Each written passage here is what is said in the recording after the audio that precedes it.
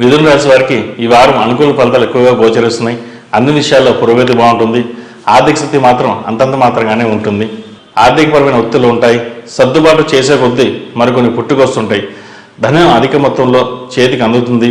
అయితే అవసరానికి మించి ఖర్చు పెట్టుకోవడం చెప్పదగినది.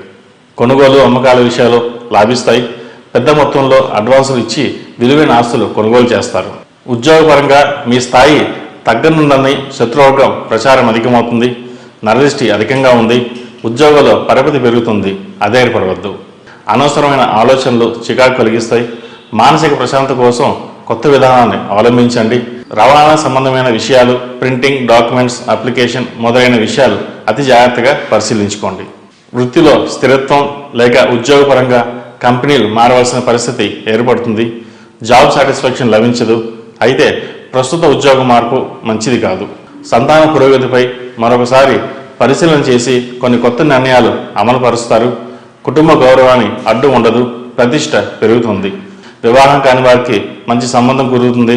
వివాహాది శుభకార్యాలు ఘనంగా నిర్వహిస్తారు.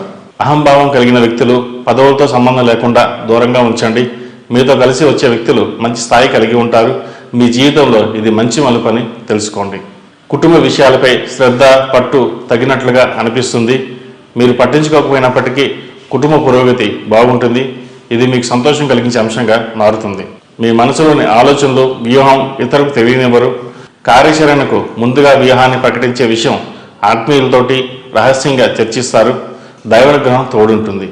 ఏదేమైనప్పటికీ ఈ రాశి వారికి బాగుందని చెప్పవచ్చు. ఆదాయ విషయంలో రుణాలు చేయకపోవడం మంచిది. రుణాలు ఇచ్చేటప్పుడు, తీసుకునేటప్పుడు జాగ్రత్త వహించండి. ఈ రాశి వారు ఆంజనేయ స్వామి ఎక్కువగా పూజించడం, మంగళవారం నాడు ఆంజనేయ స్వామి దర్శనం చేసుకోవడం చెప్పదగినది. ఈ రాశిలో జన్మించిన వారికి కలిసి వచ్చే సంఖ్య 8, కలిసి వచ్చే దిక్కు తూర్పు, కలిసి వచ్చే రంగు గ్రే. తదుపరి కర్కాటక రాశి.